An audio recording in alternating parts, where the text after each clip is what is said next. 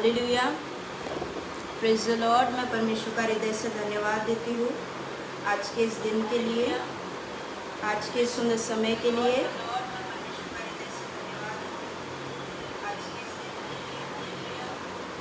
एक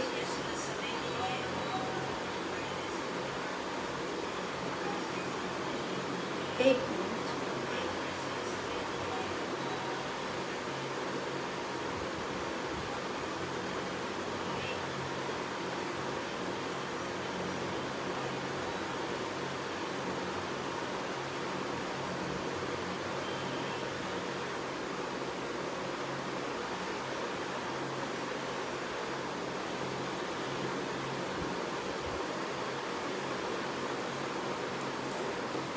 हालेलुया, मैं परमेश्वर का हृदय से धन्यवाद देती हूँ आज के दिन के लिए, आज के सुंदर समय के लिए।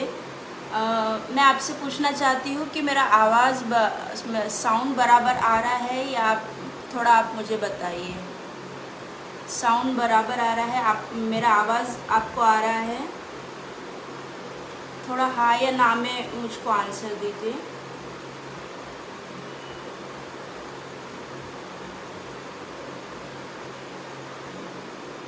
आपको मेरा आवाज़ आ रहा है?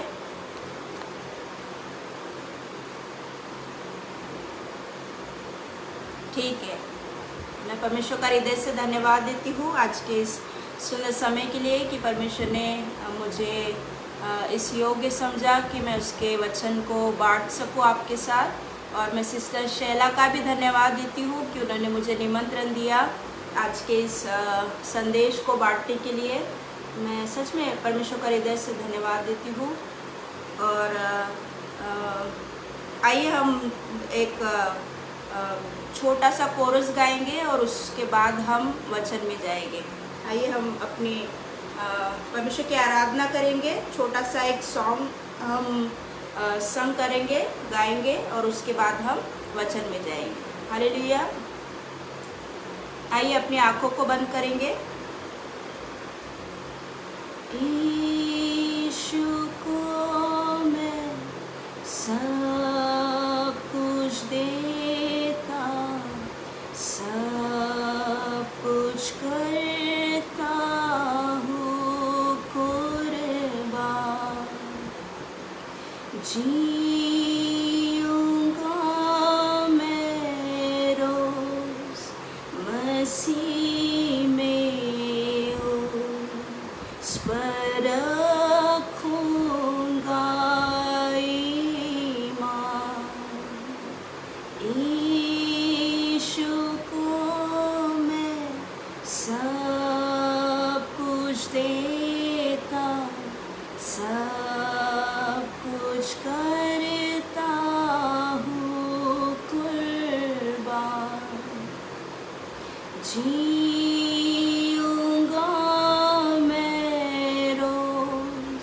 मसीह में उस पर रखूँगा ईमान। सब मैं देता हूँ, सब मैं देता हूँ, तो जी को मैं सब कुछ देता, सब मैं देता हूँ। धन्यवाद देते परमेश्वर पिता। आगे के समय को आपके सम्मुख देते परमेश्वर पिता, सहायता और मदद कीजिए। हर एक सुनने वाले के लिए परमेश्वर पिता आपके सम्मुख आते हैं। आने वाला हर एक वचन परमेश्वर पिता छुटकारे का कारण बने। धन्यवाद देते यीशु नासरी के नाम से मांगते हैं, आमीन। हालेलुया। परमेश्वर का धन्यवाद हो आज के इस दिन के लिए, आज के सुंदर समय के लिए। तो आज का हमारा जो विषय है वो इस बात पर है, परमेश्वर के भय के विषय में है। और परमेश्वर के भय के बारे में हम देखेंगे आज, क्योंकि आज जहाँ पर भी हम देख रहे हैं संसार में जो बातें हो रही है, संसार में जो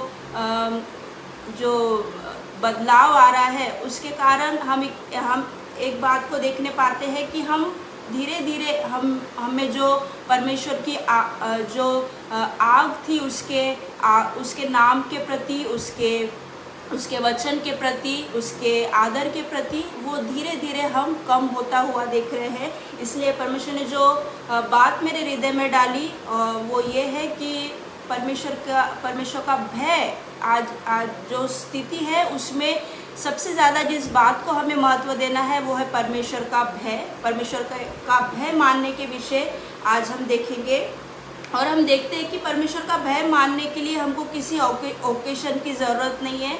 परमेश्वर का भय मानने के लिए हमको परिस्थिति अच्छी होना या परिस्थिति बुरी रहना ये कारण नहीं है। परमेश्वर का भय मानने वाला व्यक्ति है वो हर स्थिति में, चाहे उसके जीवन में चाहे अच्छी स्थिति हो चाहे बुरी स्थिति हो, जैसी भी स्थिति हो, उस स्थिति में वो परमेश्वर का भय मानता है। परमेश्वर का भय मानने वाले व्यक्ति में ये खूबी होती है कि वो परिस्थिति को नहीं देखता है, वो बदलने वाले उसके जीवन में आने वाली कठिनाई को नहीं देखता है, पर वो उसका जो मोटिव होता है वो सिर्फ परमेश्वर को प्रसन्न करना होता है, सिर्फ वो परमेश्वर को महिमा देना होता है। तो परमेश्वर का जो भय है, इसके बारे में हम दो बातों को देखते हैं कि परमेश्वर का भय का अर्थ क्या है और परमेश्वर का भय मानने के लिए हमें परमेश्वर का भय मानने के लिए हमें किस हद तक जाना चाहिए, इस विषय में हम देखेंगे। पहला है, हम परमेश्वर के भय के विषय में देख रहे हैं। पहला उसका पॉइंट है कि परमेश्वर का भय मानना क्या है, वो परमेश्वर का भय मानना क्या है, और दूसरा ये है कि परमेश्वर का भय मानने के लिए हमें किस हद तक जाना चाहिए। आज हम अपने मसीह जीवन को सिर्फ एक नाम मात्र करके जी रहे हैं। हम सिर्फ, है ना, हम कलीसिया में जाते हैं, हम सारी बातों को सिर्फ एक कैजुअली कर रहे हैं, सिर्फ यानी अपने आप को दिलासा देने के लिए या अपने आप को खुश करने के लिए या थोड़ा सा हमको शांति मिलने के लिए सिर्फ इस बातों के लिए कर रहे हैं। पर जो उसका मोटिव होना चाहिए, जो हमारे अंदर जो पैशन होना चाहिए परमेश्वर को लेकर, उसके नाम को लेकर, उसके भय के प्रति, उसके नाम के प्रति जो हमको पैशन होना चाहिए, जो जलन होनी चाहिए, वो हमारे हृदय में कम होती हुई हमको दिखाई दे रही है। क्योंकि संसार में ऐसी बातें हो रही है जिसके कारण हम धीरे धीरे विश्वास में कम हो रहे हैं, धीरे धीरे परमेश्वर को आदर देने में कम हो रहे हैं।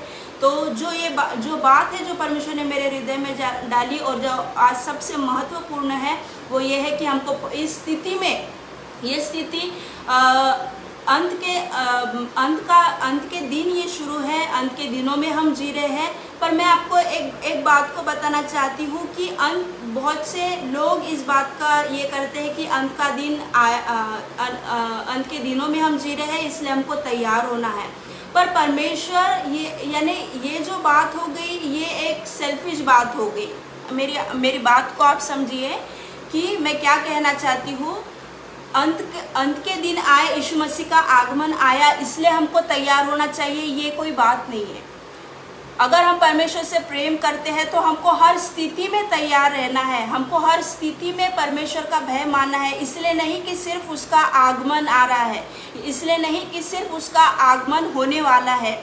और मैं आपको एक बात बताना चाहती हूँ कि परमेश्वर के यीशु मसीह के दूसरे आगमन के लिए हमको तैयार होना चाहिए। पर आपको क्या लगता है, तैयार होना ये बहुत आसान बात है? तैयार होना यानी ये एक चुटकी बजाने वाली बात है? नहीं प्रियो, ये चुटकी बजाने वाली बात नहीं है। या तैयार होना ये माइंड का खेल नहीं है, ये दिमाग का खेल नहीं है, ये कैरेक्टर का ये है। ये हमारा हृदय जो परमेश्वर के प्रति है, ये उस बात को दर्शाता है। अंत के दिन के लिए तैयार होना ये बात सही है, पर ये यीशु मसीह आ रहे हैं इसलिए तैयार होना, उसका उद्देश्य क्या है कि हम नरक में ना जाए, ये हमारा मोटिव है कि हम यीशु मसीह के साथ जाए, है ना। आप मेरी बात को समझ रहे हैं? मैं किस बात को आपको बोलना चाहती हूँ। यीशु मसीह का दूसरा आगमन जो होने वाला है उसके लिए तैयार होना, ये बात सही है। पर हमको नहीं लगता कि यीशु मसीह का दूसरा आगमन होने वाला है इसलिए तैयार होना, है ना, ये सेल्फिश बात नहीं आपको लगती है? यीशु मसीह से हम प्रेम करते हैं और तैयार होना ये कोई 1 साल 2 साल की बात नहीं है। तैयार होने के लिए वर्षों लगते हैं। तैयार एक दिन में, एक साल में, 2 साल में, 10 साल में हम नहीं हो सकते हैं। कुंवारियों के लिए है ना, बुद्धि समझदार और मूर्ख कुंवारियों के लिए क्या कहता है कि उनके पास जो तेल था, एक के पास तेल था और एक के पास नहीं था, है ना, उनका तेल कम था, है ना, उनका तेल पर्याप्त नहीं था। पर तेल जो है वो पवित्र, वो हमारे वो कैरेक्टर को दर्शाता है, वो कैरेक्टर को दर्शाता है जो पवित्र आत्मा के द्वारा हमारे जीवन में आता है। वो प्रियो 1 साल, 2 साल या 10 साल भी पर्याप्त नहीं है कि हम उस बात के लिए तैयार हो सके। इसलिए हमें आज ही से, परमेश्वर चाहता है कि हम आज ही से उसके आगमन के लिए, या आज ही से हम तैयार, इस मोटिव से नहीं, क्योंकि अगर हम इस मोटिव से परमेश्वर के दूसरे आगमन के लिए तैयार होते कि कहीं हमको नरक में ना जाना पड़े, कहीं हम वंचित ना रह जाए, कहीं हम परमेश्वर की उपस्थिति से दूर ना रह जाए, ये इसका कारण नहीं है।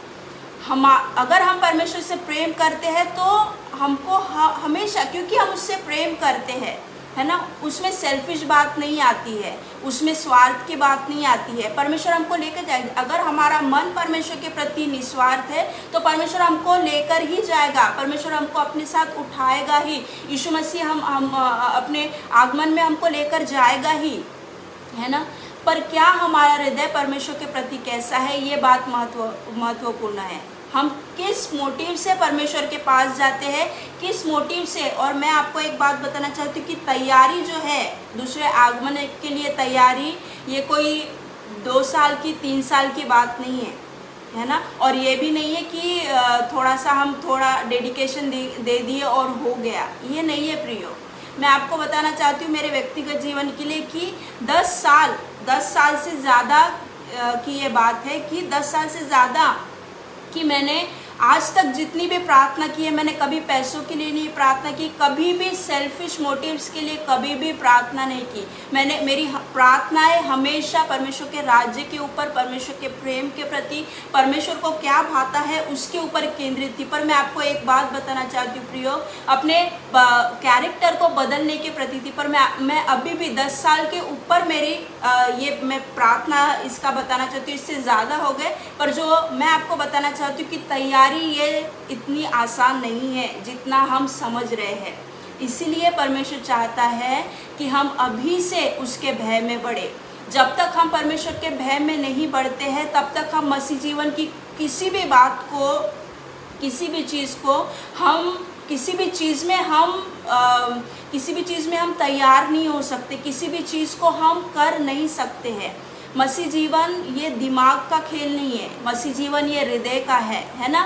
नया नियम में अगर हम पढ़ते हैं, नए नियम की जो पत्री है, वो सारी बातें हृदय से जुड़ी है, वो सारी बातें हृदय से जुड़ी है। और हृदय इतने जल्दी नहीं बदलता, कैरेक्टर इतने जल्दी नहीं बदलता, है ना। इसलिए परमेश्वर आज चाहता है कि हम इस बात पर अपने ध्यान को केंद्रित करें। अगर आज ही से परमेश्वर चाहता है कि जो बीती बातें बीत गई है, जो आज तक हमसे बुराई हो गई, जो आज तक हमने जिया, उन बातों को छोड़ के आज परमेश्वर ये चाहता है कि आज से हम एक नया जीवन जिए, आज से हम एक नया डिसीजन परमेश्वर के लिए, आज से हम नया एक निर्णय ले परमेश्वर के लिए कि परमेश्वर आज से मैं तेरा भय मानने के लिए अपने आप को देता हूँ। और आज से इस बात के लिए आज ही से परमेश्वर चाहता है कि और अपने समय को ना गवाते हुए, क्योंकि जीवन को बदलना, तेल को प्राप्त करना, है ना, पवित्र आत्मा के उस तेल को, उस जीवन को प्राप्त करना या उस जीवन में बदलना जैसा यीशु मसीह चाहता है, वो आसान नहीं है, वो चुटकी बजाने वाला ये नहीं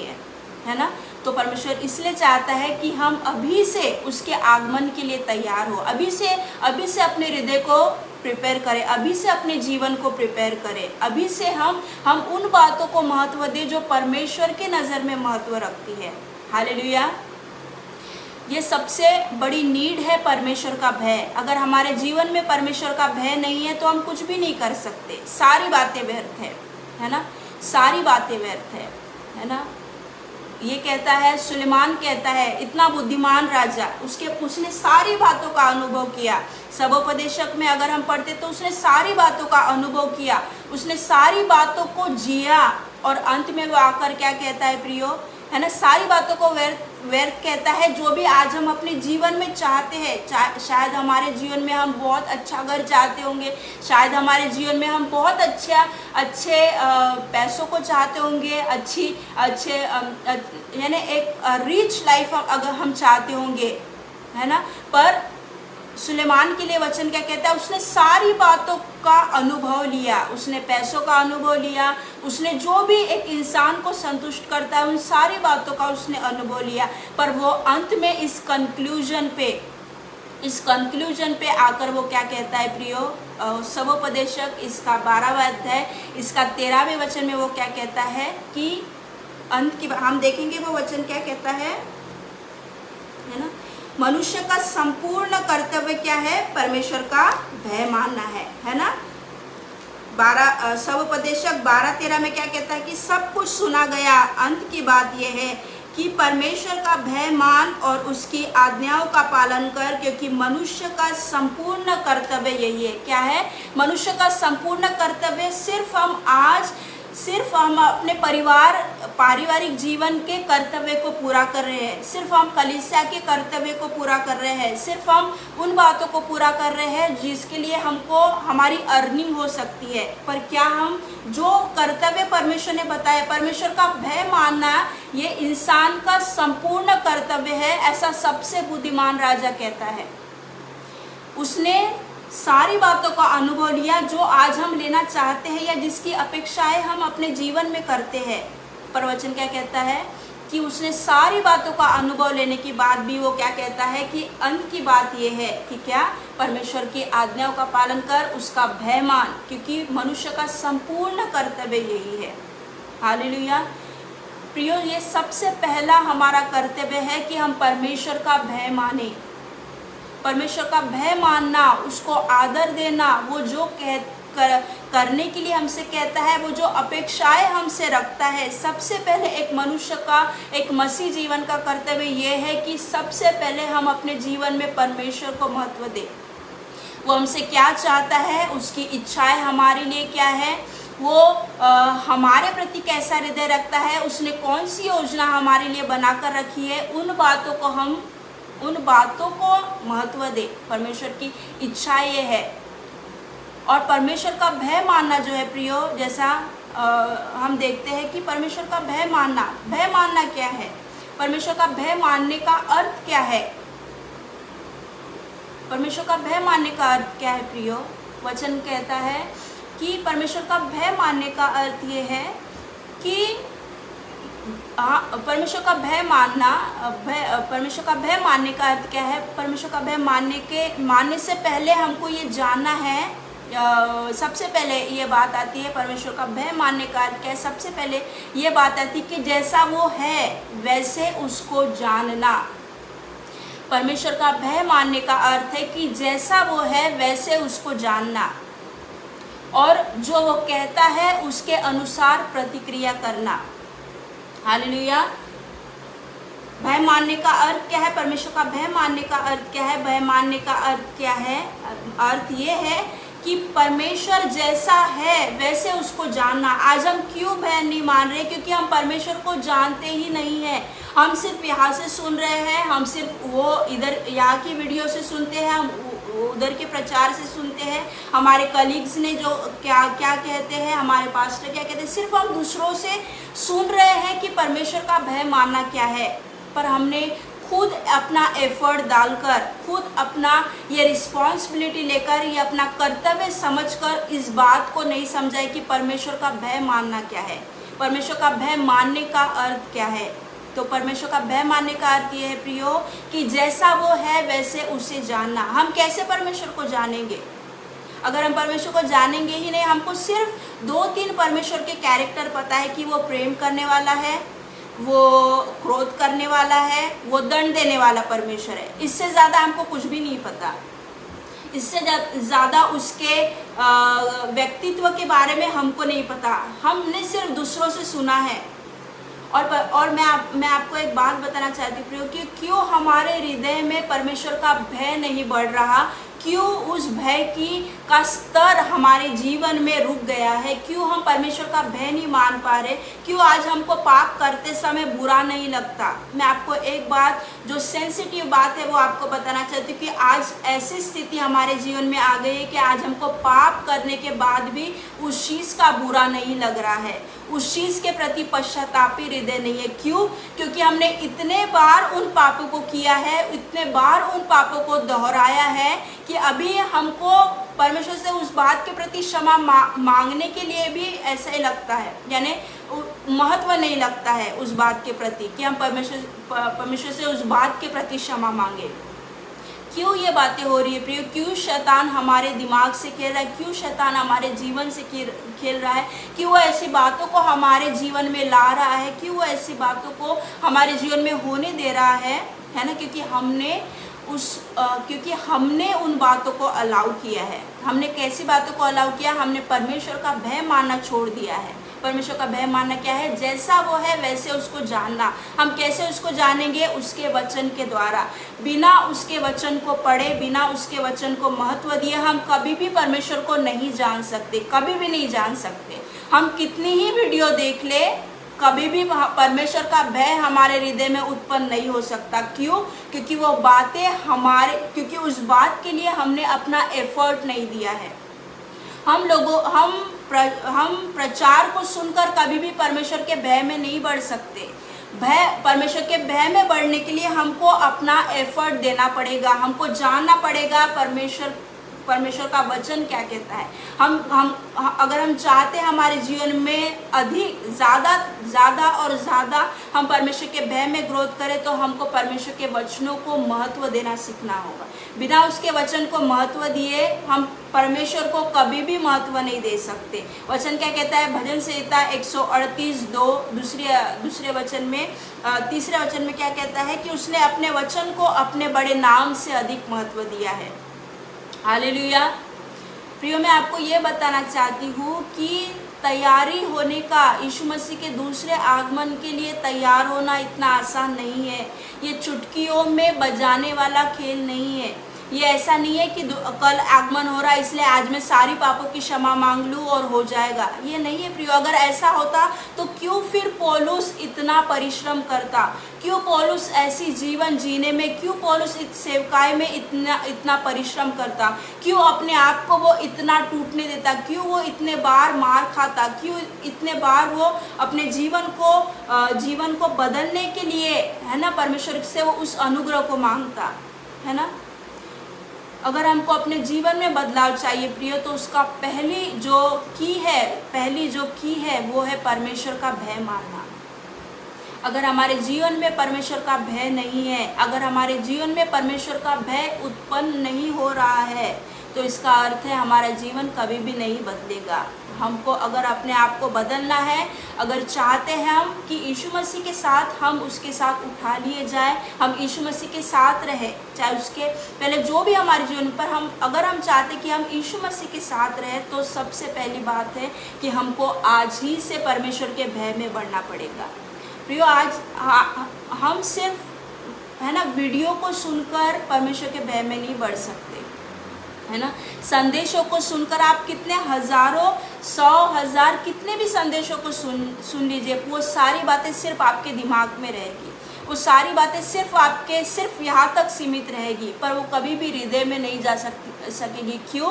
क्योंकि उसके लिए हमने एफर्ट नहीं दिया है, क्योंकि उसके लिए हमने परिश्रम नहीं किया, क्योंकि उस बात को हमने महत्व नहीं दिया है। इसलिए वो बातें हमारे दिमाग में तो रहेगी, पर हमारे हृदय को वो बदल नहीं पाएगी। क्यों?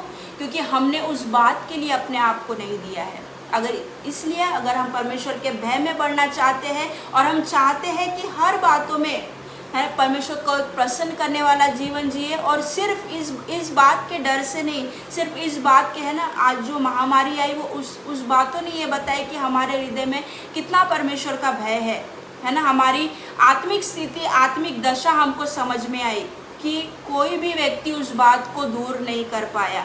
क्यों प्रियो? क्योंकि हमने उस बात के लिए सिर्फ हम रेडीमेड चाहते हैं। आज मसीहत में सिर्फ हम रेडीमेड बातों को चाहते हैं। हम अपना एफर्ट नहीं देना चाहते, हम अपना परिश्रम उसमें नहीं लगाना चाहते। और इसीलिए प्रियो, भले ही हमारी बुद्धि, हमारा ज्ञान बहुत बढ़ गया हो, पर हमारा हृदय आज जहाँ के वहीं पर है। हमारा जो आत्मिक दशा है वो जहाँ के वहीं पर है। अगर आज हम प्रार्थना में बैठते हैं तो आधा घंटा, अगर हम प्रार्थना में बैठ के अगर आधा घंटा अपनी आंखों को बंद करते हैं तो हमको अपने आप अंदर से जकड़े जैसा लगता है या अंदर से बंधा हुआ लगता है। क्यों? क्योंकि उस बात के लिए सिर्फ हमने बाहरी तौर से अपने आप को तैयार किया है। हमने आज हमारी प्रार्थना का जीवन क्या है? सिर्फ आधा घंटा, पूरे 24 घंटे में हम सिर्फ आधा घंटा प्रार्थना के लिए देते हैं, और उसमें भी हम अपने मोबाइल को देखते हैं। प्रियो, परमेश्वर हमसे जीवन चाहता है, परमेश्वर हमसे हमारा हृदय चाहता है प्रियो, है ना। वो ऐसा परमेश्वर, वो स्वार्थ को हमसे नहीं चाहता। हम स्वार्थी रीति से, अगर परमेश्वर के हृदय को हमको जीतना है तो हमको सबसे पहली बात चाहिए कि हमको बिना स्वार्थ के परमेश्वर से प्रेम करना सीखना होगा, बिना स्वार्थ के उसको महत्व देना सीखना होगा। परमेश्वर का भय मानना किसी परिस्थितियों पर निर्भर नहीं करता कि आज मेरे जीवन में परिस्थितियाँ अच्छी है या बुरी है इसलिए मैं परमेश्वर का भय मानूं, मुझको फ़ायदा हो रहा है या मेरा नुकसान हुआ है, मेरी शादी होने वाली है या नहीं होने वाली है, या उस बात के लिए यह है इसलिए मैं परमेश्वर का भय मानूं। परमेश्वर का भय मानना कभी भी किसी स्थिति पर निर्भर नहीं करता, ये हमारे हृदय पर निर्भर करता है कि हमारा हृदय परमेश्वर के प्रति कैसा है, हम कैसा हृदय परमेश्वर के प्रति रखते हैं, हमारे लिए वो कितना महत्व रखता है, इस बात पर निर्भर करता है। और इसलिए आज परमेश्वर चाहता है प्रियो, मैं सीधी बात आपको ये बोलना चाहती हूँ, आज परमेश्वर हमसे ये चाहता है क्योंकि स्थितियाँ और भयानक होने वाली है ना, स्थितियाँ और भयानक होने वाली है, चीज़ें और बुरी होने वाली है। इसलिए परमेश्वर चाहता है कि अभी से हम उस बातों के लिए जो हमारे जीवन में महत्व करती है, जब ऐसी सिचुएशन आएगी उस समय में हम कुछ भी नहीं कर पाएंगे। इसलिए परमेश्वर हमसे प्रेम करता है प्रियो, और इसलिए वो चाहता है कि हम अपने हृदय को उसको दे दें। परमेश्वर जो चाहता है कि हम उसका भय माने, हम उसका भय मानने के लिए अपने आप को दे दें। और उसका भय हम कैसे मानेंगे? भय मानने का अर्थ क्या है कि जैसा वो है वैसे उसको जानना, उसका जो व्यक्तित्व है उसको जानना। और कैसे हम जानेंगे? उसके वचन के द्वारा। बिना उसके वचनों को पढ़े, बिना उसके वचनों को महत्व दिए हम कभी भी परमेश्वर के विषय का ज्ञान प्राप्त नहीं कर सकते। हाँ, हम लोगों से प्राप्त कर सकते हैं, पर वो ज्ञान सिर्फ दिमागी रहेगा, वो कभी हृदय को बदलने वाला नहीं रहेगा। शास्त्रियों और फरीसियों के पास इतना ज्ञान था, पर क्यों वो लोगों के जीवन को बदल नहीं पाए? क्योंकि उनका जो ज्ञान था वो, है ना, उसका जो स्रोत था, क्योंकि उन्होंने उस चीज़ का उपयोग नहीं किया था, क्योंकि उन्होंने परमेश्वर के उस वचन के अनुसार नहीं जिया था। इसलिए कैसी स्थिति थी? वो सिर्फ लोगों को ज्ञान प्राप्त होता था, पर उनके हृदय तक वो चीज़ें कभी नहीं जाती थी और उनको कभी बदलाव नहीं। इसलिए जब यीशु मसीह आते हैं, यीशु मसीह जब संदेश देते हैं तो वो उनके जीवन को परिवर्तित करने वाला संदेश होता था, क्योंकि यीशु मसीह ने वो जीवन जिया था, है ना। उन्होंने सिर्फ बाहरी बातों पर अपने आप को निर्भर नहीं रखा था, उन्होंने वो जीवन जिया था। हालेलुया। तो जैसा हमने देखा कि परमेश्वर के भय में अगर हम बढ़ना चाहते हैं तो हमको उसके वचनों में बढ़ना पड़ेगा, उसके वचनों को महत्व देना पड़ेगा, उसके वचनों को महत्व देना पड़ेगा। जितना हो सके हमको उसके वचनों को पढ़ना है। यही वो एक स्रोत है जो हमारे हृदय में परमेश्वर के भय को बढ़ा सकता है। हालेलुया। यही वो स्रोत है जो हमारे हृदय में परमेश्वर के भय को बढ़ा सकता है। पहली बात जो हमने देखी, परमेश्वर का भय मानना क्या है? पहली बात कि जैसा वो है वैसे उसको जाना। दूसरी बात, हम कैसे जानेंगे कि हमारे हृदय में परमेश्वर का भय है या हम में परमेश्वर का भय है? हालेलुया। दूसरी बात, हम कैसे जानेंगे कि हम में परमेश्वर का भय है? यीशु मसीह के लिए वचन क्या कहता है? यशाया इसका 11:2-3 में कि उसको यहोवा का भय मानना सुगंध सा भाएगा। क्या कहता है? उसको यहोवा का भय मानना सुगंध सा भाएगा। यीशु मसीह ने ऐसी कौन सी बात की जिससे हम जान सकते कि उन्होंने परमेश्वर का भय माना? भजन संहिता 47, 46 और 46वां अध्याय और इसके 7वें वचन में, और इब्रानियों इसके पहला अध्याय 9वें वचन में वचन कहता है कि उसने धर्म से प्रेम और अधर्म से बैर रखा। हालेलुया। क्या किया यीशु मसीह ने? हम कैसे यीशु मसीह के जीवन से देख सकते कि उसको यहोवा का भय माना सुगंध सा भाया। उन्होंने धर्म से प्रेम और अधर्म से बैर रखा। अगर हम धर्म से प्रेम रखेंगे, अगर जो भी चीज़ें बुरी दिखती है या जो भी बातें हमारे जीवन में आती है, हमारा चुनाव बताता है, हम जिस बातों को चुनते हैं वो बातें बताती है कि हमें परमेश्वर का भय है या नहीं। हालेलुया। और तीसरी बात ये है कि जो परमेश्वर कहता है उस चीज़ को करना। उसमें ये नहीं है कि मेरी परिस्थिति कैसी है, मेरा हृदय क्या कहता है, उसमें क्या मुझको बेनिफिट मिल रहा है या मेरा क्या नुकसान हो रहा है, ये नहीं।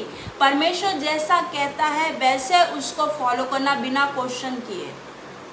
ये है परमेश्वर का भय मानने का अर्थ, है ना। 3 बातों को हमने देखा, हम एक बार रिपीट करेंगे।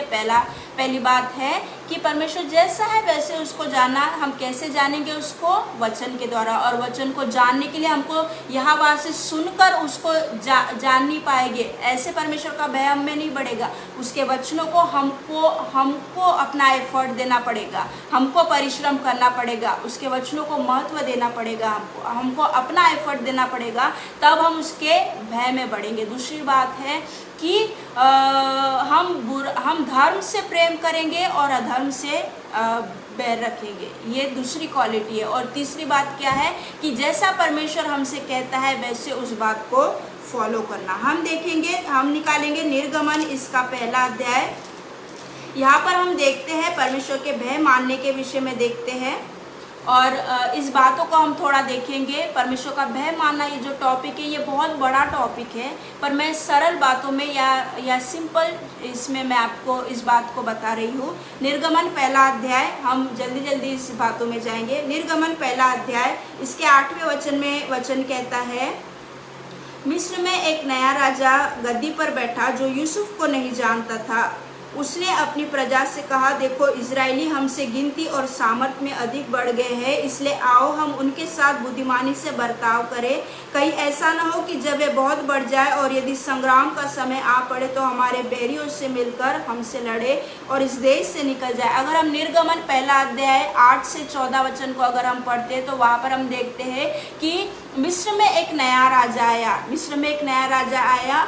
जो वचन क्या कहता है कि वो यूसुफ को नहीं जानता था। मिस्र में एक नया राजा आया जो यूसुफ को नहीं जानता था, और उसने क्या किया? उसने इजरायलियों को बंधुआई में लेकर गया, उसने इजरायलियों पर भार को डाला, उसने इजरायलियों को एक दास के स्वरूप में बना दिया। पर जो इससे पहला जो प्रशासन था, इससे पहला जो एडमिनिस्ट्रेशन था, वहाँ पर ऐसा नहीं था। इजरायलियों को उस देश में रहने की और उसमें काम करने की शाही अनुमति थी। हालेलुया। उसमें शाही अनुमति थी जो उनको राजा के द्वारा मिली थी उससे पहले प्रशासन में। पर क्योंकि नया राजा गद्दी पर आने के बाद क्या हुआ, ये जो उनकी जो अनुमति थी या जो इनकी फ्री विल थी वो इनसे छीन ली गई। और वो क्यों छीन ली गई? क्योंकि ये गिनती और सामर्थ में बढ़ रहे थे। हालेलुया। ये गिनती और सामर्थ में इजरायली बढ़ रहे थे, इसलिए इनको क्या कर दिया गया? ये पहले दास नहीं थे, पर ये क्या थे? इनको वहाँ पर रहने की और वहाँ पे काम करने की शाही अनुमति थी। जैसे हम यूसुफ के समय में देखते हैं कि फिरौन के द्वारा उनको ये फ्री विल मिली थी। पर अभी नया राजा आने के बाद और इजरायली सामर्थ और गिनती में बढ़ने के बाद क्या हुआ? इस राजा ने क्या किया? ये है इनकी जो फ्री विल थी या इनका जो अधिकार है उसको उसने छीन लिया। और इनको कैसे स्थिति में उसने लेकर चला गया? उसको उसने बंधुआई में, या कह सकते हैं हमें एक दास के स्वरूप में उसने लेकर चला गया। और आगे वचन क्या कहता है? 2 बातें इस बात में हुई कि 2 बातें हम यहाँ पर देखते हैं कि क्यों इजरायलियों को दास बना दिया गया। पहली बात यह है कि राजा इनसे डर गया था, और राजा इनसे डरने के बाद राजा का भय, इजराइलियों का भय राजा को हो गया था। और दूसरी बात ये है कि ये कहीं इनके बैरियों के साथ ये निकल ना जाए मिस्र से, इसलिए वो डर इनको था, मिस्रियों को था। इसलिए उसने क्या किया, इसलिए उन्होंने उन पर भार को डाला और उनको दास के स्वरूप में बना दिया। फिर भी जब इजरायली बढ़ते चले गए तो उसने फिर एक आज्ञा को निकाला। उस आज्ञा में क्या कहता है कि उसने इजरायलियों के लड़कों को मार डालने की आज्ञा दी। 15 वचन क्या कहता है, 15 वचन कहते हैं कि शिप्रा और पुआ नामक 2 इब्री भाइयों को मिस्र के राजा ने आज्ञा दी, जब तुम इब्री स्त्रियों को बच्चा उत्पन्न होने के समय प्रसव के पत्थरों पर बेटी देखो, तब यदि बेटा हो तो मार डालना और बेटी हो तो जीवित रहने देना। यहाँ पर क्या कहते हैं कि हम 2 भाइयों के विषय में देखते हैं। उनका नाम क्या था, शिप्रा और पुआ। इन 2 धाइयों के विषय में देखते हैं। धाइयों का अर्थ ये है कि जो प्रसव के समय, प्रसव की पीड़ा के समय जो मदद करती है, the one who help to bear, जो प्रसव की पीड़ा के समय क्या करती है, मदद, स्त्री को मदद करती है, उसको कहते हैं धाइया। और ये जो शिप्रा और पुआ जो ये धाइया थी, इनके विषय जो ये थी, ये इब्री थी या ये मिस्री थी, ये जो इसका मूल वचन है वो क्लियर नहीं है। पर अगर हम इनके नामों को देखते हैं तो इन दोनों के भी नाम यहूदियों से संबंधित नाम है। पहले का नाम आता है शिप्रा, का अर्थ होता है ब्यूटी, जिसका अर्थ होता है सुंदर, और पुआ का अर्थ होता है स्प्लेंडिड, जिसका अर्थ होता है उत्तम। तो यहाँ पर हम क्या देखते हैं कि ये दोनों धाइयों के बारे में वचन कहा गया है कि ये इन दोनों भाइयों को क्या किया, मिस्र के राजा ने क्या दी, आज्ञा दी। और हम देखते हैं कि ये इन 2 भाइयों के विषय हम इस बात को देखते हैं कि ये जो धाइया थी वो सिर्फ एक धाइया नहीं थी, पर ये मुख्य धाइया मानी जाती थी, या ये मुख्य धाइया थी ये, या धाइयों के ऊपर देख रेख करने वाली ये धाइया थी। और हम क्या देखते हैं कि इन दो धाइयों के विषय में क्या देखते हैं कि इसने क्या किया कि इसने राजा ने इनको आज्ञा दी कि ये क्या करे कि जो ये है जो इब्रियों के बच्चे हैं तो उनको क्या करना है, उनको मार डालने की आज्ञा दी। पर आगे हम देखते 17वें वचन में देखते हैं, परंतु वे धाइया परमेश्वर का भय मानती थी, इसलिए मिस्र के राजा की आज्ञा न मानकर लड़कों को भी जीवित छोड़ देती। वचन का कहता है कि धाइया परमेश्वर का भय मानती थी। इनके जीवन में कैसी स्थिति थी प्रियो, इनके जीवन में चारों तरफ इनको पीड़ा दिख रही थी, इनको दुख दिख रहा था, इनको दर्द दिख रहा था, इनको बराबर खाना भी मिलने की स्थिति नहीं थी। पर उस दशा में ये क्या कर रही थी, उस दशा में इन्होंने, उस स्थिति में इन्होंने, जब उनके भाई बंधु इस पीड़ित स्थिति में थे, उस पीड़ित स्थिति में इन्होंने परमेश्वर का भय माना। जैसा मैंने आपको बताया कि परमेश्वर का भय मानने के लिए वो किसी ओकेशन पर निर्भर नहीं करता है, किसी स्थिति पर निर्भर नहीं करता है। जो व्यक्ति परमेश्वर का भय मानता है वो हर स्थिति में उसका भय मानता है, उसके लिए फायदा नुकसान ये मायने नहीं रखता जो व्यक्ति परमेश्वर का भय मानता है। तो यहाँ पर क्या देखते हैं कि वे धाइया परमेश्वर का भय मानती थी। अगर हम एम्प्लीफाइड वर्जन में अगर देखते हैं इस वचन को, 17 वचन को, तो वहाँ पर वचन कहता है कि ये सिर्फ भय नहीं मानती थी, पर वहाँ पर एक शब्द आया है कि प्रोफाउंड रेवरेंस, वो परमेश्वर का गहरा भय मानती थी। इसलिए उन्होंने क्या किया, इसलिए उन्होंने राजा की आज्ञा से बढ़कर परमेश्वर का भय मानने में या परमेश्वर को महत्व देने में उन्होंने इस बात को उन्होंने महत्व दिया। वचन क्या कहता है, नीति वचन इसका 29वां अध्याय 25वां वचन क्या कहता है कि मनुष्य का भय मानना फंदा हो जाता है। एक बात को हमको देखना पड़ेगा प्रियो कि कभी भी परमेश्वर का भय और मनुष्य का भय साथ में नहीं चल सकता। अगर हम इन दो नावों पर है, हम परमेश्वर का भी भय मान रहे हैं या मानना चाहते हैं और हम मनुष्य के भी भय के साथ चल रहे हैं, तो ये बात कभी भी संभव नहीं होगी। इन दोनों में से हमको चुनना पड़ेगा कि हमको किसका भय मानना है। हाँ, हम लोगों का आदर कर सकते हैं। लोगों का आदर हमको करना चाहिए, जितना हो सके हमको लोगों को का आदर करना चाहिए। पर जब भय की बात आती है तो ये दोनों भय साथ में नहीं चल सकते। मनुष्य का भय और परमेश्वर का भय कभी भी साथ में नहीं चल सकता। इन दोनों भय में हमको किसी एक का भय मानने को चुनना पड़ेगा। हमारे जीवन में कौन महत्व रखता है, परमेश्वर है या मनुष्य है? इनके जीवन में कौन महत्व रखता था? इन भाइयों के जीवन में कौन महत्व रखता था? इन भाइयों के जीवन में परमेश्वर महत्व रखता था। इसलिए क्या किया इन्होंने परमेश्वर का भय माना। राजा की आज्ञा का उल्लंघन करना ये छोटी बात नहीं थी। उनके लिए उनके प्राणों पर जोखिम है ना होने वाली वो बात थी। या उनको हमेशा के लिए बंदी गृह में डाल दिया जाता था, या उन्हें हमेशा के लिए या उन्हें मार डाला जाता था, है ना, मार दिया, क्योंकि ये राजा की आज्ञा थी। पर फिर भी वचन कहता है कि इन्होंने उस स्थिति में, जब स्थिति इनके विपरीत थी, जब चारों ओर इनके भाई बहनों को, इनके जो लोगों को, जब जो पीड़ित दशा में वो थे, उस स्थिति में इन्होंने परमेश्वर का भय माना। हालेलुया। परमेश्वर का भय मानना बहुत महत्वपूर्ण है प्रियो। बिना परमेश्वर का भय मानने में हम कभी मसीह जीवन में सफल एक परमेश्वर को प्रसन्न करने वाला मसीह जीवन हम कभी भी नहीं जी सकते। अगर हमको एक परमेश्वर को प्रसन्न करने वाला मसीह जीवन जीना है और हमको एक फ्रूटफुल जीवन जीना है तो हमको परमेश्वर का भय मानना पड़ेगा। यूसुफ ने क्या किया? यूसुफ ने हर स्थिति में परमेश्वर का भय माना, और परमेश्वर ने उसको कौन से स्तर पर लेकर आया? एक प्रधानमंत्री के स्तर पे उसको लेकर आया, है ना, ऊंचे पद पर लेकर आया। जो परमेश्वर का भय मानता है उसका स्थान हमेशा परमेश्वर ऊंचा करता है। क्यों? क्योंकि उसने मनुष्य से ज़्यादा परमेश्वर को महत्व दिया। आज स्थिति कहाँ आ रही है? आज मसीहत में, है ना, लोगों से हम डर रहे हैं, कहीं हमारी पोजीशन ना चली जाए, कहीं हमारा गाने का कहीं हमारा क्वायर टीम ना चली जाए, कहीं हमारा लीडर का पद ना चला जाए, कहीं हमारा हाउस ग्रुप का लीडर का जो ये है स्थान है वो ना चला जाए, है ना प्रियो। आज हम इन बातों को महत्व दे रहे हैं। पर वचन कहता है कि बढ़ती कहाँ से आती है? बढ़ती पूरब और पश्चिम से नहीं आती, बढ़ती उस व्यक्ति से नहीं आती जिस व्यक्ति को हम महत्व दे रहे हैं।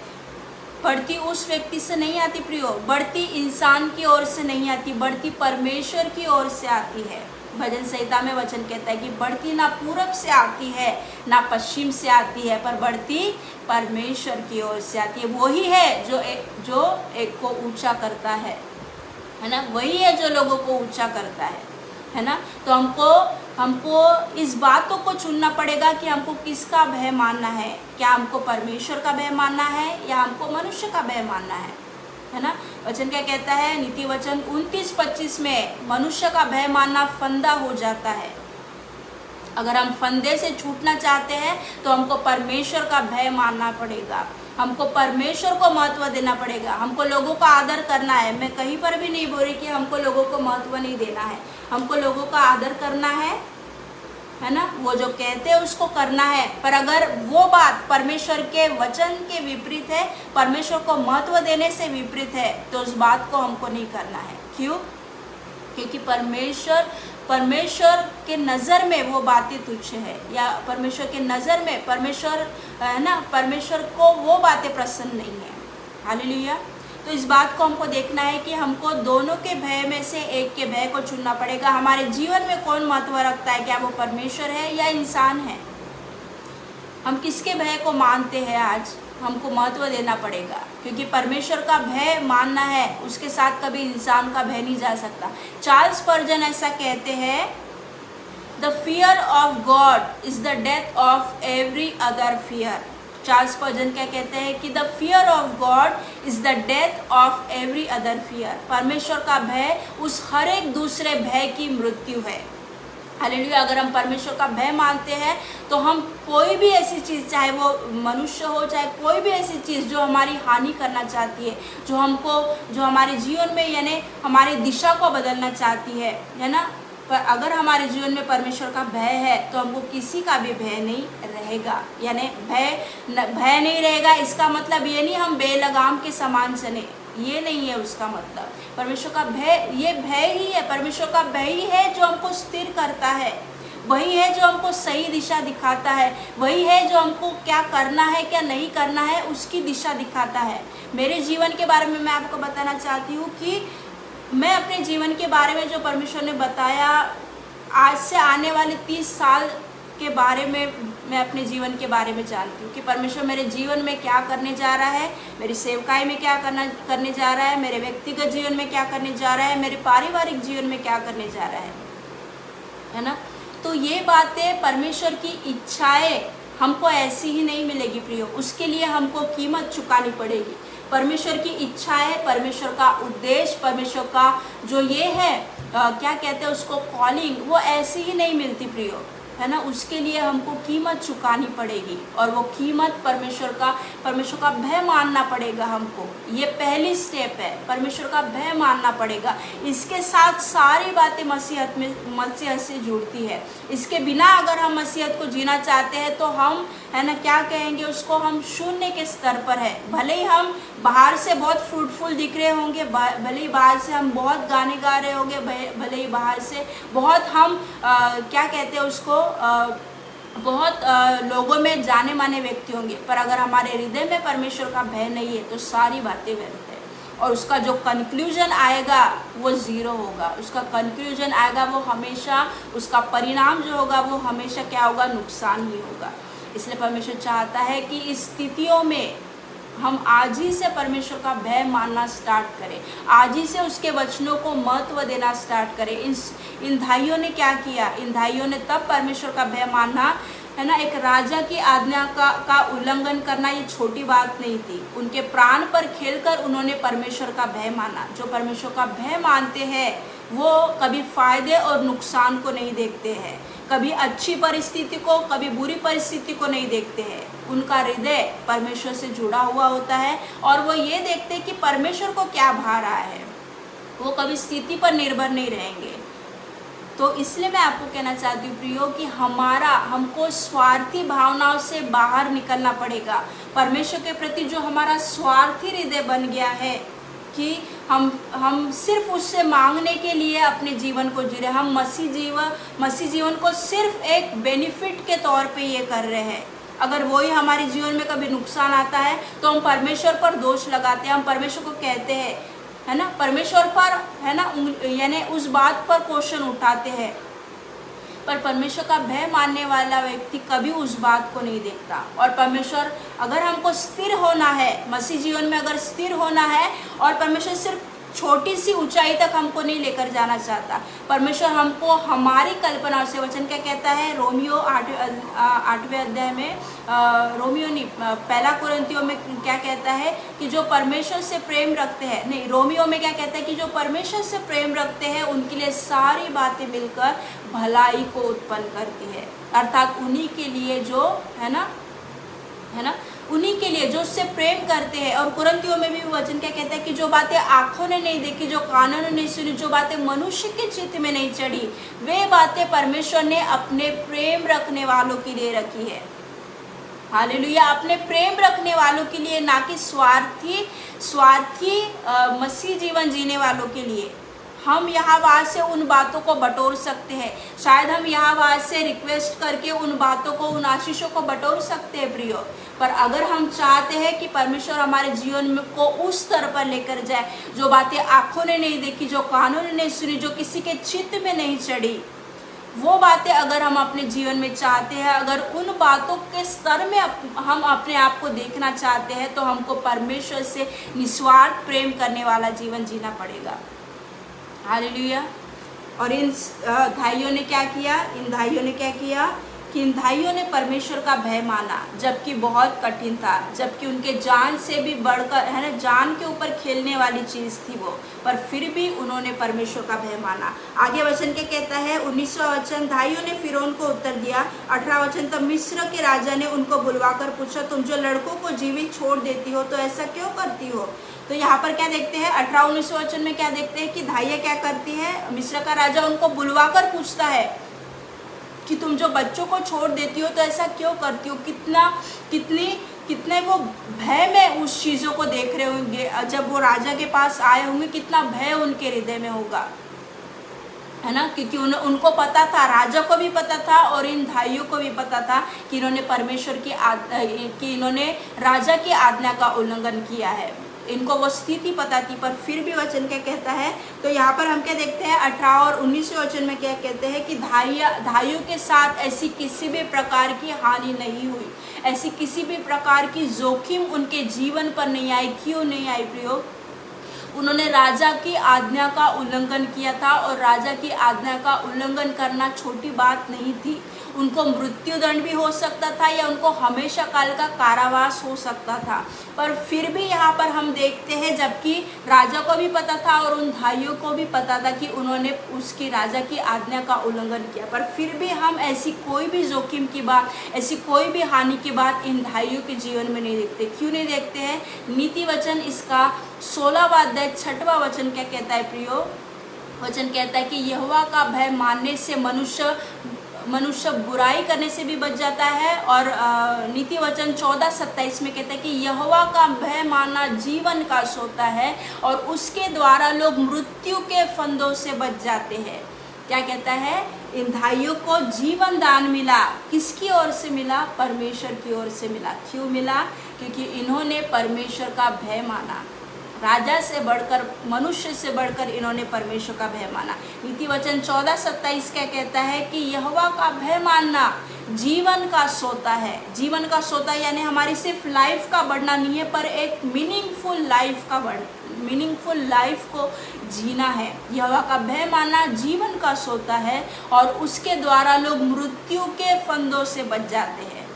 अगर हम चाहते प्रियो इस भयानक स्थिति में, जिस स्थिति में हम जी रहे हैं, जहाँ पर हर एक इंसान सिर्फ अपने फ़ायदे के लिए सोच रहा है, जहाँ हर एक इंसान नुकसान के लिए, हमारे नुकसान के लिए सोच रहा है, जहाँ हर एक इंसान सिर्फ अपने स्वार्थ के लिए जी रहा है, अगर हम चाहते कि ऐसे स्थितियों में हम बचकर रहें, ऐसी स्थितियों में अगर हम सुरक्षित रहें, अगर हम चाहते कि ऐसे विकट स्थितियों में हम सुरक्षित रहें, जहाँ सिर्फ स्वार्थ और सिर्फ हानि हमको दिखाई दे रही है, तो हमको ज़रूरी है कि हम परमेश्वर का भय माने। हालेलुया। वचन का कहता है कि यहोवा का भय मानना जीवन का सोता है और उसके द्वारा लोग मृत्यु के फंदों से बच जाते हैं। इन दो भाइयों को क्या किया? परमेश्वर ने मृत्यु के फंदों से बचाया। ऐसी कोई भी हानि, ऐसी कोई भी जोखिम इनके जीवन में हमको नहीं दिखाई देती। क्यों नहीं दिखाई देती? क्योंकि इन्होंने परमेश्वर को महत्व दिया, क्योंकि इन्होंने परमेश्वर से, मनुष्य से बढ़कर परमेश्वर को महत्व दिया, क्योंकि इन्होंने परमेश्वर का भय माना। और वचन का कहता है कि सिर्फ भय नहीं माना, पर ये परमेश्वर का गहरा भय मानती थी। इनके हृदय में गहरा भय परमेश्वर के प्रति था। हालेलुया। तो क्या है इसका? ये क्या है? परमेश्वर का भय मानने का ये क्या है कि उसके भय मानने के द्वारा वो हमको जोखिमों से बचाता है। हमको जोखिमों से ये करने की ये नहीं है, पर परमेश्वर हमको बचाएगा। ये रिस्पॉन्सिबिलिटी परमेश्वर की है। हमको कैसे जीवन में लेकर जाना है, कैसे बहुतायत के जीवन में हमको लेकर जाना है, कैसे कौन से स्तर में हमको लेकर जाना है, जो हमारी आंखों से नहीं देखी, जो कानों से नहीं हमने सुना, कभी हमारे चित्त में भी नहीं है। अगर ऐसी स्थिति में हम जाना चाहते प्रियो, और वह परमेश्वर के द्वारा, ना किसी के सामने हाथ फैला। आज मसीहत में ज़्यादातर लोग अपने हाथों को लोगों के सामने फैला, एक ऊंचे स्थानों को लेने के लिए, एक पदवी को लेने के लिए, एक अपने आप को दिखाने के लिए या अपना नाम होने के लिए आज लोगों के सामने भीख को मांग रहे हैं, आज रिक्वेस्ट कर रहे हैं। क्यों ये बात प्रियो? क्या परमेश्वर इस योग्य नहीं है कि वो हमको बढ़ाए? क्या परमेश्वर इस योग्यता को नहीं रखता कि हमको ऊंचे स्थान पर लेकर चले? क्या परमेश्वर ने अपने वचनों में प्रतिज्ञा नहीं की कि वो हमको बढ़ाएगा? तो फिर क्यों ऐसी स्थिति आ रही है जहाँ पर हम परमेश्वर को लेकर कॉम्प्रोमाइज़ कर रहे हैं, जहाँ पर हम कॉम्प्रोमाइज़ का जीवन जी रहे हैं? क्या परमेश्वर हमको फाइनेंशियल प्रोवाइड नहीं कर सकता? फिर आज क्यों ऐसी स्थिति आ रही है कि लोगों के सामने हमको हाथ फैलाने की ज़रूरत पड़ रही है? क्यों ऐसी स्थिति आ रही है कि जहाँ पर हमको अपने ईमान को भी ये करना पड़ रहा है? क्यों आ रही है प्रियो? मैं आपको बताऊँ, वो इसलिए क्योंकि हमने परमेश्वर का भय मानना छोड़ दिया है, हमने परमेश्वर को महत्व देना छोड़ दिया है। इसलिए ये बातें हमारे जीवन में आ रही है और हम सारी बातों के साथ, सिर्फ एक बात के साथ भी, मसीहत की सारी बातों के साथ, अपने कैरेक्टर के सारी बातों के साथ हम कॉम्प्रोमाइज़ कर रहे हैं। आज हम अपनी स्थिति को जानते प्रियो कि हम कौन से स्थान पर हैं। भले ही हम बहुत लोगों में पॉपुलर होंगे, पर हम हमारी स्थिति को जानते हैं। आज हम हमारी दशा को जानते हैं कि हम कौन सा जीवन जी रहे हैं, हम कैसा जीवन जी रहे हैं। इसलिए पर परमेश्वर जानता है प्रियो, परमेश्वर हमारी सारी बातों को जानता है। नीति वचन भजन संहिता 139 में वचन कहता है कि हम उसकी आत्मा से भागकर कहीं पर भी नहीं जा सकते, हम कहीं पर भी नहीं जा सकते, वो हमको पकड़ ही लेगा। परमेश्वर से भागना या परमेश्वर से मुंह मोड़ना यानी मूर्खता की बात है। परमेश्वर से मुंह मोड़ना, परमेश्वर से भागना, परमेश्वर को क्या कहते हैं, हम बेवकूफ़ बनाना है, हम वही कर रहे हैं। अगर वो ये है, वो हम मूर्खता की बात। परमेश्वर सारी बातों को जानता है, वो एक चुटकी में सारी बातों को हमारे जीवन से निकाल सकता है। वो हमारे जीवन को शून्य के स्थान पर भी लेकर आ सकता है। हालेलुया। परमेश्वर के पास वो अधिकार है। पर क्यों परमेश्वर हमको बार बार बख्श दे रहा है? क्यों परमेश्वर बार बार हमको अपने जीवन को बदलने का मौका दे रहा है? क्योंकि वो हमसे प्रेम करता है, क्योंकि वो हमसे प्रेम करता है। हमने ऐसी कोई भी बात उसके लिए अभी तक नहीं की है जो वो हमारे लिए, उसने तो अपने पुत्र को देकर उस सारी बातों को किया, पर अभी भी वो हमारे लिए उस प्रकार का हृदय रखा हुआ है। क्यों प्रिय? क्योंकि वो हमसे प्रेम करता है। वो नहीं चाहता कि उसके बच्चे, जिनसे वो प्रेम करता है, हम जिनसे प्रेम करते हैं, हम उनकी हानि नहीं देख सकते, उनको रोता हुआ नहीं देख सकते, उनको ऐसे गलत स्थिति में हम नहीं देख सकते। क्यों? क्योंकि हम उससे प्रेम करते हैं। परमेश्वर उससे कई ज़्यादा, मनुष्य के प्रेम से बढ़कर हमसे प्रेम करता है। हालेलुया। और परमेश्वर चाहता है कि हम उसका भय माने। परमेश्वर चाहता है, वो हमको एक ऊंचे स्तर पे लेकर जाना चाहता है। वो हमको एक अच्छे उत्तम प्रतिज्ञा के देश में लेकर जाना चाहता है, उत्तम स्थिति में हमको रखना चाहता है। पर वो कैसे? जहाँ पर उसकी शांति वास करती है, जहाँ पर उसकी पवित्रता वास करती है, जहाँ पर उसकी शुद्धता वास करती है, जहाँ पर उसका व्यवहार वास करता है। ऐसी स्थिति में परमेश्वर हमको लेकर जाना चाहता है। सिर्फ वो हमको आत्मिक रीति से ही ब्लेस नहीं करना चाहता, पर वो हमको सारी बातों से ऑलराउंडर वो हमको ब्लेस करना चाहता है। पर कैसे करेगा? उसका ब्लेस ना करने का कारण क्या है? उसके कारण हम हैं, क्योंकि हम उसको मौका नहीं दे रहे, क्योंकि हम वो जैसा कह रहा है उसके अनुसार नहीं कर रहे हैं। वो हमारे कारण रुका हुआ है, क्योंकि हमने उसको अनुमति नहीं दे रहे हैं। हालेलुया। परमेश्वर हमको एक उत्तम, क्योंकि वो हमसे प्रेम करता है। हालेलुया। वो हमसे प्रेम करता है, इसलिए वो चाहता है कि उन सारी बातों में वो हमको भरपूर करे। और वो कैसे करेगा? उसका पहला ये है, पहले हमको अपना एफर्ट देना पड़ेगा। बिना हमारे एफर्ट दिए, बिना हमको वो हमारे जीवन में कितना महत्व रखता है ये बताए, ये बातें कभी भी संभव नहीं होगी। हालेलुया। हाँ, वो नॉर्मली ब्लेसिंग दे सकता है, पर अगर हम चाहते हैं कि परमेश्वर है ना, परमेश्वर को प्रसन्न करने वाला भी हम जीवन जिए, परमेश्वर के चेहरे पर खुशी लाने वाले हम व्यक्ति बने और सारी बातों से हम भरपूर हो, तो सबसे पहली बात है वो चाहता है कि हम उसका भय माने। जब तक हम भय मानने के लिए एफर्ट नहीं देते हैं, इन स्त्रियों ने क्या किया, इन दाइयों ने क्या किया, उन्होंने अपना एफर्ट दिया और परमेश्वर ने क्या किया, उनको मृत्यु के जोखिमों से बचाया। हालेलुया। तो परमेश्वर हमको सारी बातों से बचाएगा और बचाता आ रहा है। पर आगे है ना, क्योंकि वचन क्या कहता है कि आगे स्थितियाँ और ये होगी। पर अगर हमने अभी अपने आप को ये नहीं किया, अगर हमने अभी अपने जीवन को सही नहीं किया, तो हम इस बात की गारंटी नहीं दे सकते। क्योंकि अभी ये प्रेम का, अनुग्रह का ये है, यानी ये बातें अभी फिर भी अनुग्रह में, फिर से अनुग्रह की स्थिति में आ गई है, पर बातें और ये होने वाली है। इसलिए हमको चाहिए कि परमेश्वर एक स्वार्थ के लिए नहीं, पर क्योंकि हम परमेश्वर से प्रेम करते हैं। हालेलुया। फिर आगे वचन क्या कहता है? 20वां वचन कहता है कि परमेश्वर ने धाइयों के साथ भलाई की और वे लोग बढ़कर बहुत सामर्थ्य हो गए, इसलिए कि धाइयाँ परमेश्वर का भय मानती थी, उसने उनके घर बसाए। यहाँ पर क्या कहता है? 21वां वचन क्या कहता है कि इसलिए धाइयाँ परमेश्वर का भय मानती थी, उसने उनके घर बसाए। धाइयों का निश्चित घर नहीं होता था।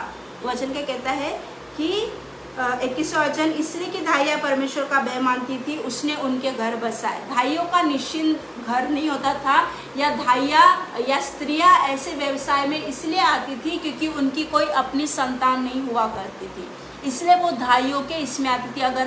अगर हम उत्पत्ति इसका 24वां अध्याय 59 वचन में अगर देखते तो वहाँ पर क्या कहता है कि रेबेका के जीवन के विषय में कहता है, जब एलियाजर रेबेका को इसहाक की तरफ लेकर जाने वाला रहता है तो वचन क्या कहता है कि उसके जो घर के लोग होते हैं वो रेबेका को, वचन कहता है 59 में, उत्पत्ति इसका 24 अध्याय 59 वचन में कहता है कि उसने अपनी बहन और उसकी धाई को उनके साथ विदा किया। इस बात को देखते हैं, अगर हम इंग्लिश ट्रांसलेशन में देखेंगे,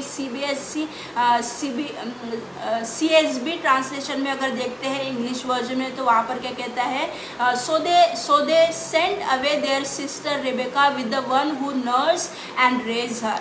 वचन क्या कहता है, भाइयों के लिए क्या ट्रांसलेशन आया, so they sent away their sister Rebecca with the one who nurse and raise her. उन्होंने उसके साथ उसकी धाई को भेजा जिसने उसका पालन पोषण किया था, उसको बढ़ाया था। तो धाइयों का जो व्यवसाय था वो इसलिए वो इस व्यवसाय में आती थी क्योंकि उनकी अपनी कोई संतान नहीं हुआ करती थी, हुआ करती थी और उनका कोई निश्चित घर नहीं हुआ करता। इसलिए वचन क्या कहता है कि इसने उसका पालन पोषण किया, उसकी देखरेख की, उसको बढ़ाया। और वचन क्या कहता है कि परमेश्वर ने उसके भय मानने के लिए इन भाइयों को कौन सी आशीष दी, उन्होंने उनको अपना घर दिया, उनको अपना स्वयं का घर दिया और क्या उनका खुद का घर दिया। और वचन क्या कहता है कि उन्होंने उसके परिवार को बसाया, है ना। वचन क्या कहता है कि उसने उनके घर बसाया। अगर एम्पलीफाइड बाइबल में हम देखते हैं इस वचन को, तो वचन क्या कहता है कि he establish family and household for them. क्या कहता है, he establish families and household for them. इससे पहले उनको बच्चे नहीं थे, घर नहीं था उनके पास। और वचन क्या कहता है कि परमेश्वर ने ऐसी आशीष उनको दी जो अब तक देखी नहीं गई थी, ऐसी आशीष जो सराहने योग्य थी। परमेश्वर ने ऐसी आशीष को उनको दिया, भाइयों का घर दिया, उनको खुद का घर दिया और क्या दिया, उनको परिवार को दिया, है ना। तो जब हम परमेश्वर का भय मानते प्रियो, तो परमेश्वर हमारे जीवन में ऐसी आशीषों को लेकर आता है जो सराहनीय है, ऐसी आशीषें जो अब तक किसी के जीवन में देखी नहीं गई है। हालेलुया। परमेश्वर के भय को मानने के प्रति हमको महत्व देना है, उसको हमको जानना है प्रियो, क्योंकि वो इस योग्य है। हमारे जीवन में आज जो कुछ भी परमेश्वर ने किया है, अगर परमेश्वर हमको इस संसार में नहीं भेजता तो हम इस संसार में नहीं आ सकते थे। परमेश्वर ने सारी बातों की योजना हमारे जीवन के प्रति बना कर रखी है, और जब तक हम उसको महत्व नहीं देते, जब तक हम उसके अनुसार नहीं करते हैं, हम कभी भी उसके उस गोल्डन प्लान को, उसके उत्तम योजना को हम नहीं जान सकते, है ना। हम परमेश्वर को नहीं जान सकते। हालेलुया। तो आगे हम देखते हैं वचन में, यहाँ पर क्या कहता है कि इसलिए उसने परमेश्वर का भय मानती थी, इसलिए उसने उनके घर बसाया। तो यहाँ पर हम क्या देखते हैं कि परमेश्वर का भय मानने से कौन सी आशीष इनके जीवन में आई। सबसे पहले वो मृत्यु से बचाई गई, है ना। उनको मृत्यु के जोखिमों से परमेश्वर ने बचाया, उनको हानि होने से बचाया। और दूसरा है कि उनको परमेश्वर ने ऐसी आशीषों से भरपूर किया जो अब तक नहीं देखी गई थी, जो सराहनीय थी, जो सबसे उत्तम थी। ऐसी आशीषों, ऐसा प्रिविलेज परमेश्वर ने इन भाइयों को दिया। क्यों दिया प्रियो? क्योंकि इन्होंने परमेश्वर का भय माना, और ऐसी स्थिति में माना जब स्थितियाँ बहुत खराब थी, है ना। अगर हम अपने जीवन में, मसीह जीवन में इस बात के लिए रुके हैं कि हमारी स्थितियाँ कब बदलेगी और कब हम परमेश्वर का भय मानेंगे, तो ये ऐसा कभी नहीं होगा प्रियो। हमको जो भी स्थिति है, जिस भी स्थिति में आज हम जी रहे हैं, उस स्थिति में हमको परमेश्वर का भय, हमको परिस्थितियों के बदलने के लिए रुकना नहीं है। हालेलुया। इन स्त्रियों ने परिस्थितियों के बदलने के लिए नहीं रुका, इन्होंने उसी स्थिति में परमेश्वर का भय माना। और परमेश्वर का भय हमारे जीवन में उन भलाइयों को कभी नहीं लेकर आएगा अगर हम परिणाम और भलाई को देखते रहेंगे, अगर हम परिणाम और फायदों को देखते रहेंगे। हालेलुया। परमेश्वर का भय निस्वार्थ होना चाहिए। अगर हम निस्वार्थ उससे प्रेम करते हैं तो हम निस्वार्थ उसका भय मानेंगे। अगर हम हमारे हृदय में परमेश्वर के प्रति स्वार्थ भावना है कि वो करेगा, मेरी वो परिस्थिति जब मेरी बदलेगा तब मैं उसका भय मानूंगा, तो ऐसा नहीं होगा प्रियो। जिस स्थिति में हम हैं उस स्थिति में हमको परमेश्वर का भय मानना है। हालेलुया। फिर आगे हम देखते हैं अब्राहम के जीवन के बारे में। उत्पत्ति इसका 22वां अध्याय, इसमें हम देखते हैं कि अब्राहम की जो परीक्षा की गई प्रियो, वो उसकी जो परीक्षा की गई वो प्रेम के प्रति नहीं थी। वचन कहता है कि उत्पत्ति इसका 22वां अध्याय 2 और 12 वचन में हम देखते हैं कि वहाँ पर हम देखते हैं कि परमेश्वर उसको कहता है कि अपने पुत्र को वरन अपने इकलौते पुत्र को जिससे तो प्रेम रखता है लेकर मोरिया देश में चला जा और वहाँ पर उससे उस एक पहाड़ पर जो मैं तुझे बताऊंगा बलिदान करके चढ़ा, होम बलि करके चढ़ा, ऐसा परमेश्वर उसको कहता है। पर अगर हम ध्यान से इस परीक्षा को पढ़े तो ये परीक्षा परमेश्वर का भय मानने के प्रति थी कि परमेश्वर का भय अब्राहम कितना गंभीरता से मानता है उस बात के प्रति। यहाँ पर वचन क्या कहता है, 12वां वचन में आपके लिए पढ़ती हूँ। वहाँ पर क्या कहता है कि उसने कहा उस लड़के पर हाथ मत बढ़ा और न उससे कुछ कर, क्योंकि तूने जो मुझसे अपने पुत्र वरन अपने इकलौते पुत्र को भी नहीं रख छोड़ा, इससे मैं अब जान गया कि तू परमेश्वर का भय मानता है। यहाँ पर वचन ऐसा आना चाहिए था कि अब्राहम अब मैं जान गया हूँ कि तू इसहाक से बढ़कर मुझसे प्रेम करता है। पर यहाँ पर वचन क्या है कि अब मैं जान गया हूँ कि तू परमेश्वर का भय मानता है। अगर इस बात को हम मैसेज ट्रांसलेशन में देखते तो वहाँ पर क्या कहते हैं कि ही फियरलेसली फियर गॉड, ही फियरलेसली फियर गॉड। यहाँ पर क्या कहते हैं कि ही फियरलेसली फियर गॉड, ही फियरलेसली फियर गॉड। यहाँ पर क्या कहता है कि ही फियरलेसली फियर गॉड। उसने है ना निडरता से परमेश्वर का भय माना, उस बात के बारे में उसने निडरता से परमेश्वर का भय माना। और आगे क्या कहता है कि you did not hesitate to place your son on the altar. अगर हम इस 12वें वचन को इंग्लिश ट्रांसलेशन में देखेंगे तो वहाँ पर क्या कहता है कि now I know you fearlessly fear God, you did not hesitate to place your son. यहाँ पर क्या कहता है कि परमेश्वर का भय मानना क्या है, बिना ये सोचे कि लोग क्या कहेंगे, बिना ये सोचे सारा क्या कहेगी, उसने परमेश्वर का भय माना। बिना ये सोचे, क्योंकि उस समय में वो एक पुरनिया था, उस समय में वो एक जाना माना व्यक्ति था। उसने ये नहीं सोचा कि लोग मेरे विषय में क्या कहेंगे, अरे इसने इसके लड़के को क्या किया, है ना। अगर स्थिति विपरीत होती, अगर उसको इसहाक नहीं मिलता तो स्थिति विपरीत होती। उस समय में अब्राहम ने ये किसी भी बात को सोचा नहीं, उसने सिर्फ एक बात को की, उसने परमेश्वर का भय माना। वो उसके पास बहुत से बात थी कि वो परमेश्वर पर प्रश्न उठा सकता था, वो परमेश्वर को बोल सकता था कि परमेश्वर क्यों ऐसा, तूने मेरे जीवन में इन बातों को दिया, इस आशीषों को दिया, फिर क्यों ये बातें ऐसी। पर वचन कहता है कि उसने किसी भी बात को नहीं कहा। वचन क्या कहता है कि you fearlessly fear God, you did not hesitate to place your son. आज हम संकोच करते हैं अपने जीवन की बातों को परमेश्वर को देने के लिए। आज हम संकोच करते हैं कहीं हमारा नुकसान ना हो जाए। आज हम परमेश्वर का भय मानने के लिए, परमेश्वर जो कहता है उसको करने के लिए क्यों संकोच करते हैं प्रियो, क्योंकि हम परमेश्वर से बढ़कर उन बातों से प्रेम रखते हैं। हालेलुया।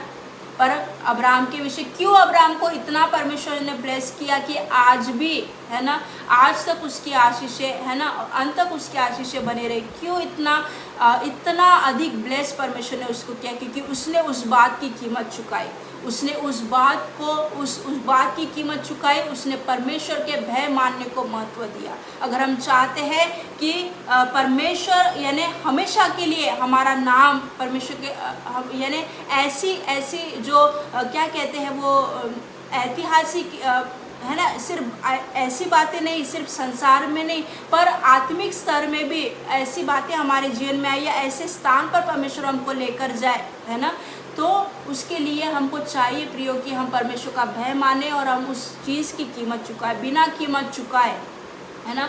भय मानना यानी कीमत चुकाना। परमेश्वर का भय मानने के लिए कीमत चुकानी पड़ेगी। अगर हम उस कीमत को चुकाने के लिए रेडी है तो हम परमेश्वर हम उस बातों से हमको ब्लेस करेगा।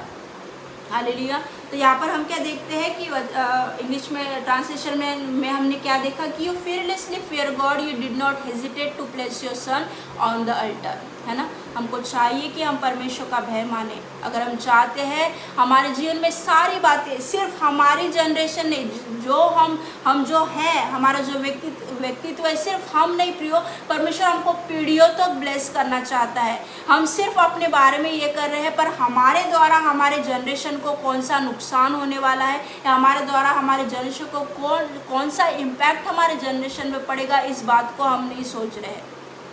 परमेश्वर हमको जनरेशन तक ब्लेस करना चाहता है। परमेश्वर जनरेशन तक हमको उसके भय में चलाना चाहता है, उन बातों से हमको भरपूर करना चाहता है, उन आशीषों से हमको भरपूर रखना चाहता है, उस संपन्नता से, उन परिपक्वता से हमको हमारे पूरी जनरेशन तक लेकर जाना चाहता है। पर रुकावट कहाँ आ रही? रुकावट हमसे आ रही, क्योंकि हमने उस बात को महत्व नहीं दिया, हमने परमेश्वर के भय मानने को महत्व नहीं दिया। प्रियो, आज परमेश्वर हमसे चाहता है ना। अब्राहम ने क्या किया? अब्राहम ने ये नहीं सोचा कि मनुष्य क्या कहेगा। आज हम ये सोचने में ही हमारे दिन जा रहे हैं।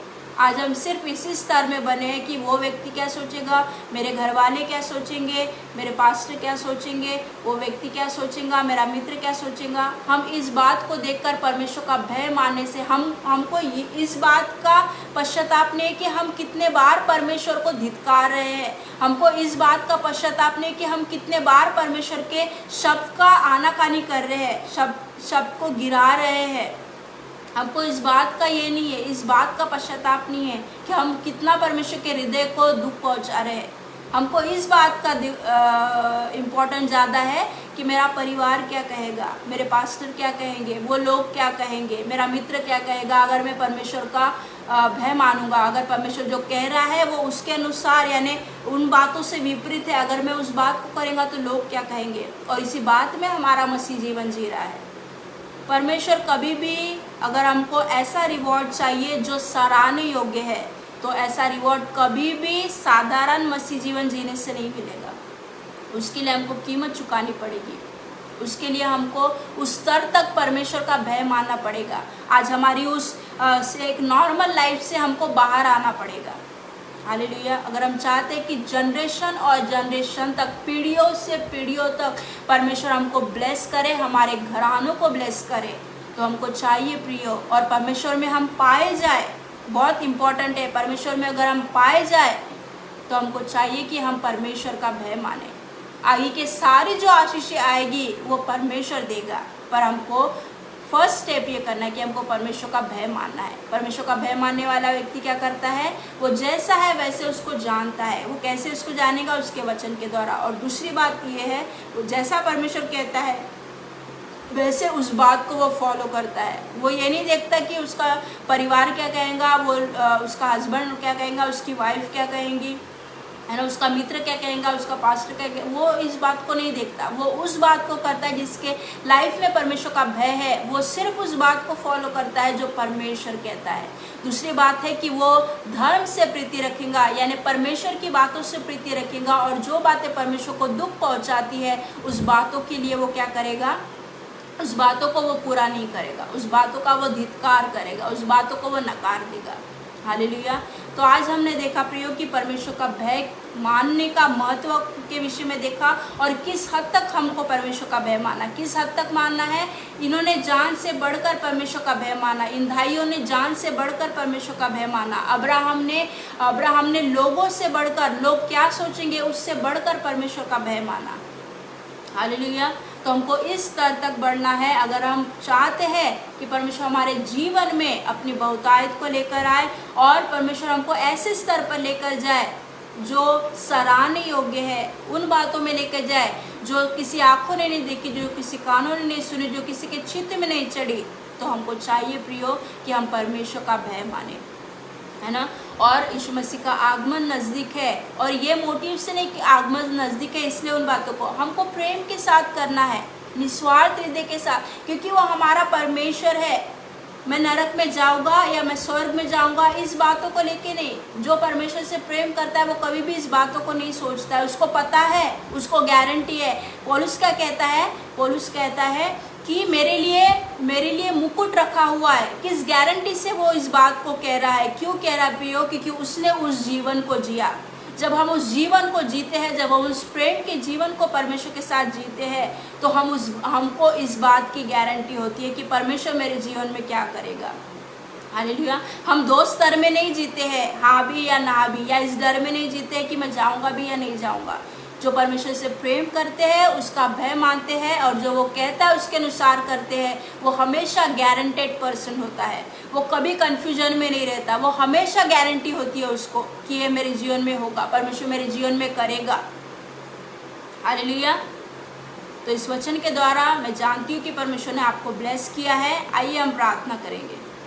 धन्यवाद देते परमेश्वर पिता आज के दिन के लिए, आज के सुंदर समय के लिए, आपके वचन के लिए हम आपका धन्यवाद देते हैं, क्योंकि आपका वचन परमेश्वर पिता सोने से, सारी बातों से बढ़कर है प्रभु जी, जो हमें जीवन देता है, जो हमें जीने की सामर्थ देता है, जो हमें ताकत देता है, जो हमें जीने का उद्देश्य देता है प्रभु जी, जो हमें हमारी कीमत बताता है मेरे परमेश्वर पिता। प्रभु जी, जिन्होंने भी सुना मेरे परमेश्वर पिता, और जो सुनने वाले हर एक पर आपकी दया मांगती हूँ। हर एक अंधकार की सामर्थ को परमेश्वर पिता जो इस वचन को छुड़ाती है, जो परमेश्वर पिता लोगों के जीवन में कार्य को करती है, हर एक वो बातें, हर एक वो बोझ, हर एक वो बर्डन, हर एक वो परमेश्वर पिता निर्बुद्धि की आत्मा परमेश्वर पिता भय डालने वाली, और परमेश्वर पिता मूर्खता की आत्मा परमेश्वर पिता, जो परमेश्वर पिता इंसान को समझने की शक्ति को छीनने वाली हर एक उस अंधकार की सामर्थ को जो परमेश्वर पिता लोगों के जीवन में कार्य करती है और कार्य करिए परमेश्वर पिता, मैं यीशु नासरी के नाम से खंडन करती हूँ प्रभु जी। मैं इसी वक्त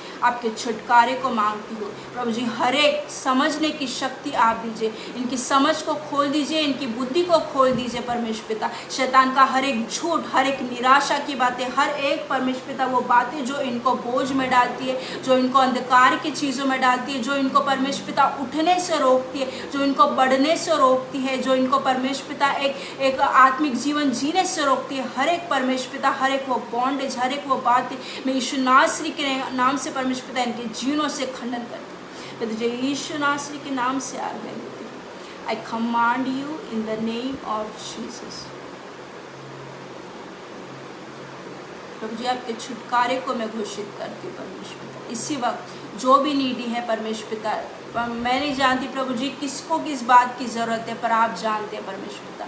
जिस भी बात की ज़रूरत है, आपके छुटकारे को, आपकी चंगाई को, आपकी भरपूरी को, और हर एक उस बात को जिसकी उनको ज़रूरत है परमेश्वर पिता। प्रभु जी, मैं चाहती हूँ परमेश्वर पिता कि आप उनके जीवन में उस बात को प्रोवाइड करें, और इसी वक्त हर एक बीमारी, हर एक वो चीज़ें जिससे ये जा रहे हैं परमेश्वर पिता, हर एक दर्द, हर एक वो बातें परमेश्वर पिता जो इनको परमेश्वर पिता बंधुआई में डालती है, मैं यीशु नासरी के नाम से खंडन करती हूँ प्रभु जी। मैं आपके छुटकारे को घोषित करती हूँ, आपकी चंगाई को मांगती हूँ परमेश्वर पिता, मैं रिलीज़ करती हूँ परमेश्वर पिता। प्रभु जी, आपकी चंगाई यीशु नासरी के नाम से इनके जीवनों में मैं मांगती हूँ परमेश्वर पिता। धन्यवाद देती हूँ क्योंकि आप देने वाले परमेश्वर। धन्यवाद देती हूँ क्योंकि आपकी कीमत, आपकी नज़र में आपके लोगों की कीमत बहुत बड़ी है परमेश्वर पिता। प्रभु जी, आप इसीलिए आए कि जीवन दे और बहुतायत का जीवन दे। धन्यवाद देती हूँ परमेश्वर पिता। सारी बातों के लिए आप सारी महिमा, सारा आदर आपको देते हैं। धन्यवाद देते यीशु नासरी के नाम से मांगते हैं, आमीन। धन्यवाद देती हूँ सारी बातों के लिए, परमेश्वर का धन्यवाद देती हूँ। सिस्टर शैला के लिए भी मैं धन्यवाद देती हूँ, जिन्होंने इस बात के लिए मुझे निमंत्रण दिया। इस वचन के द्वारा इस वचन को आप फिर से देखें ताकि आप परमेश्वर के भय को जान सके और उस बातों में बढ़ सके। Hallelujah. God bless you. Good night.